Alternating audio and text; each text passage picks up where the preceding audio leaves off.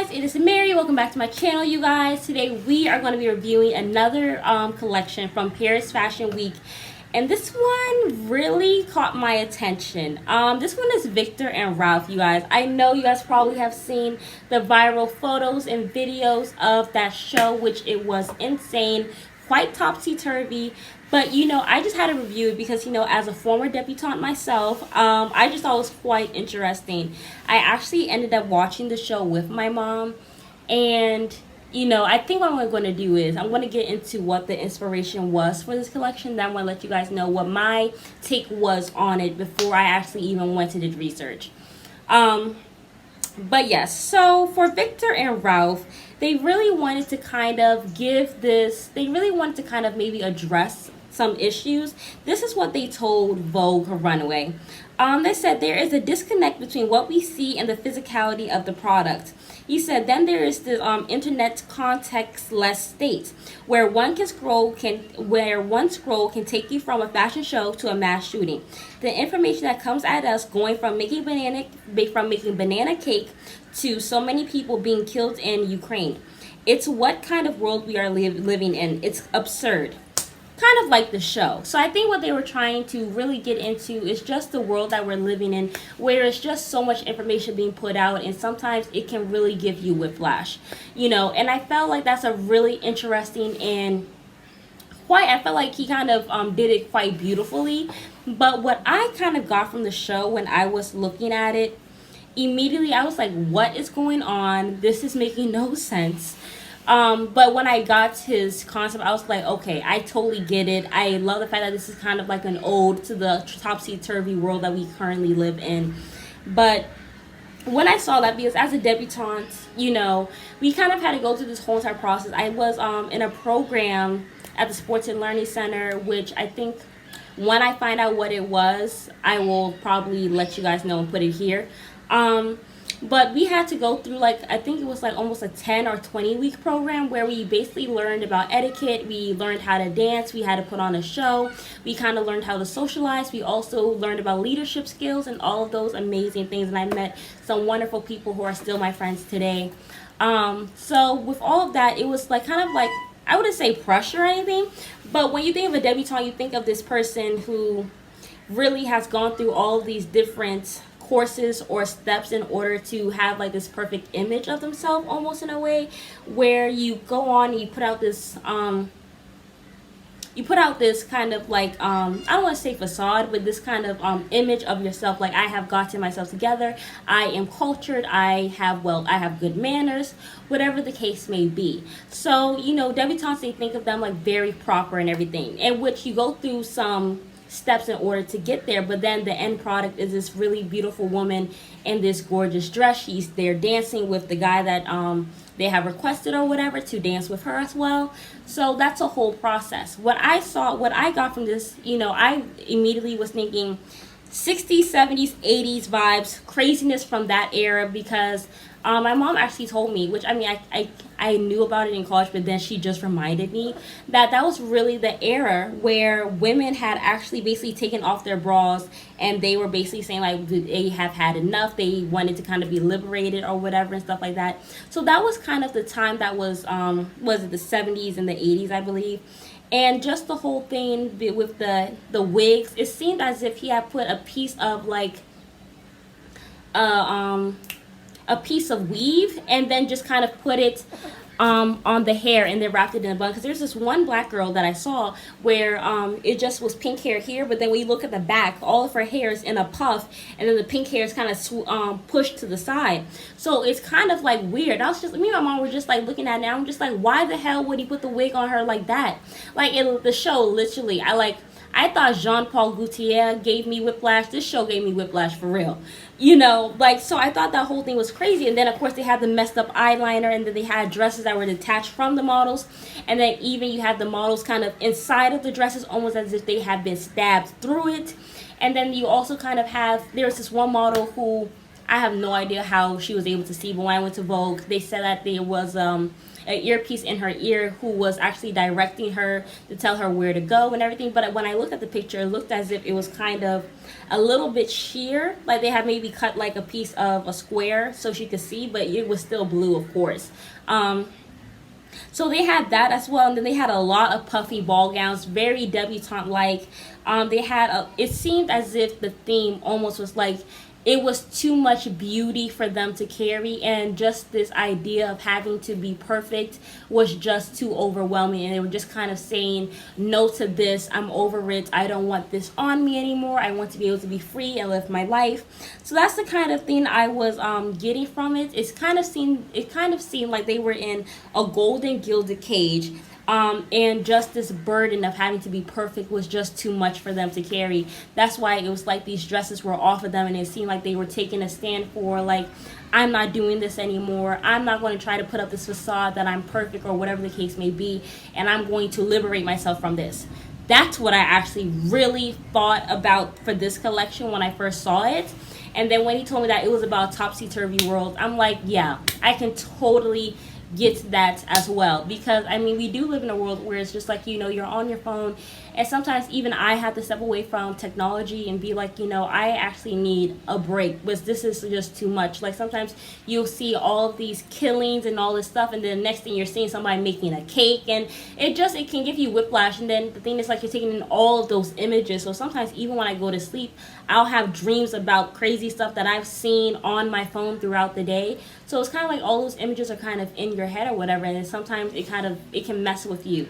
So the whole thing about them kind of giving this as an ode to the topsy-turvy, absurd world that we kind of live in, I thought was really cool. I mean, I thought the concept that I was thinking of was pretty cool too, but I thought that one was quite interesting as well. But I want to go ahead and get into the actual, the actual collection. I want to go ahead and just kind of talk about some of the aesthetics. The colors that they had were pinks, greens, purples, yellows, peaches. They had blues, of course, and they had whites, and they also had grays. They actually came out with a total of 3, 6, 9, 12, a total of 18 pieces. And a lot of these pieces, I think they said they were made in 3D. It seemed as if, to me, it seemed like the dresses could have possibly been made, like there was some type of foam material underneath the dresses to keep them sturdy the way they were, because they almost kind of look like they weren't moving at all. I know he said that it was layers and layers and layers of tulle that were sewn together in order to give it that really stiff effect, especially that one where it's all standing up. I'm sure they had to use stiffener in order to keep that dress standing up, because I mean, usually if it was just made in typical way, it would have fallen around her and onto the floor. Well, not on the floor, but around her face. And then that one where it was kind of like diagonal across her body, it seemed like there was a bunch of straws actually in the gown, like when you see it from the side when they're walking by you. So I thought that one was interesting. They also had bows, which like I said, I believe that bows are in style, because I have seen now a total of 8 bows on different fashion shows and everything. But I thought the dresses were really pretty. I did not like the wigs, but because of their whole concept, which I love, I totally get it and I understand it. So I'm not mad at it whatsoever. But yeah, I thought the dresses were really interesting. I think they kind of all, for the most part, they all had the same silhouettes. There were some that were 3-tiered. There were some that had like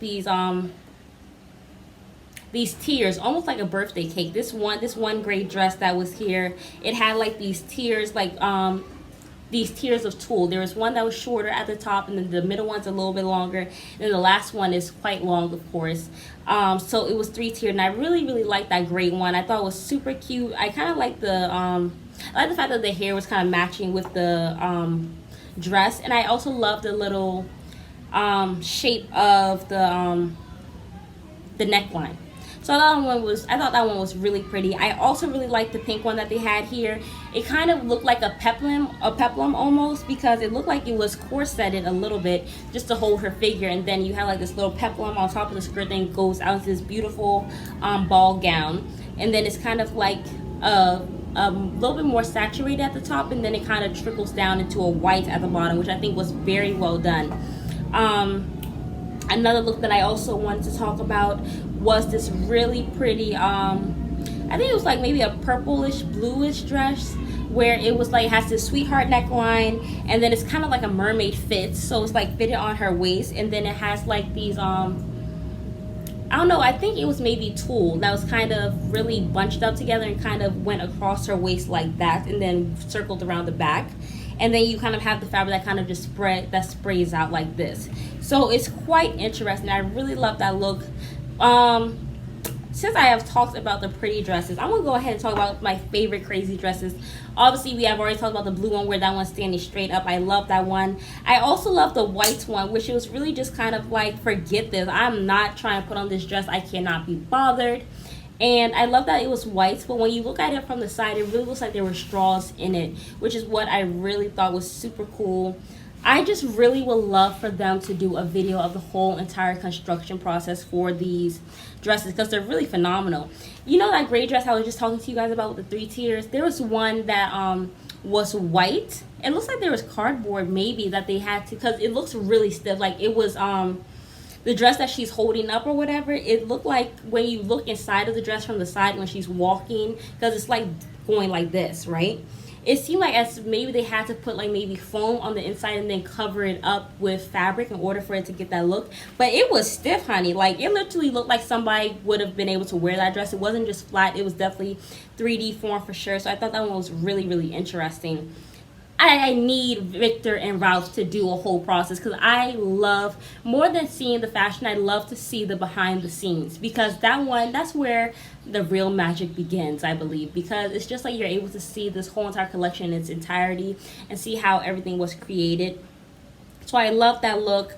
Another look that I really loved was the yellow dress with the little tie here up here underneath the sparkly top half of the dress. I thought that was so cool, because it literally looked like she was about to take the dress off, but it was kind of popping off of her form from the front and the back.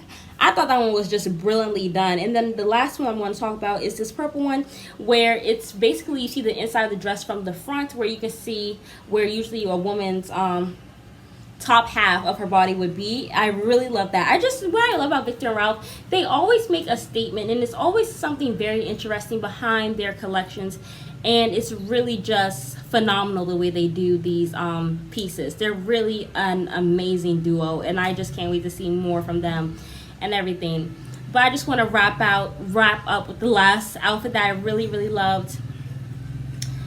It was this really, really pretty mermaid fitted dress. I think this was the second dress that came out. It was pink on the top. It was maybe like a kind of vintage green at the bottom, and it had like a bow. Once she was done with the whole fitted part of the dress, there was a bow that kind of capped that off, and then you have the dress that kind of builds out into a ball gown. And I just thought it was so pretty. Like I could see a lot of celebrities just wearing that one. I'm glad he had some normal dresses, and then he kind of had some dresses that weren't.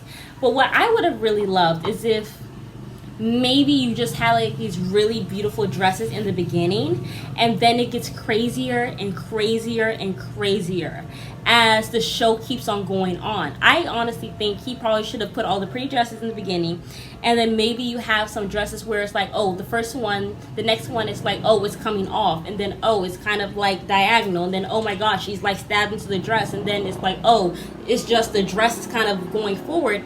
And they should have ended the show with that crazy one with where it's just on top of her head, where she has just thrown the dress and maybe it has fallen onto her or whatever. But I just thought it was made. I love the craziness, because sometimes you get tired of seeing just regular ball gowns.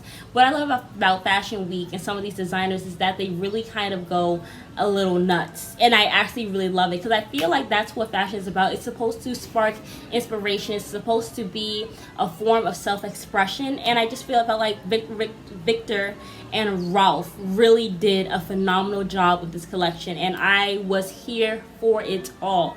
Absolutely loved it.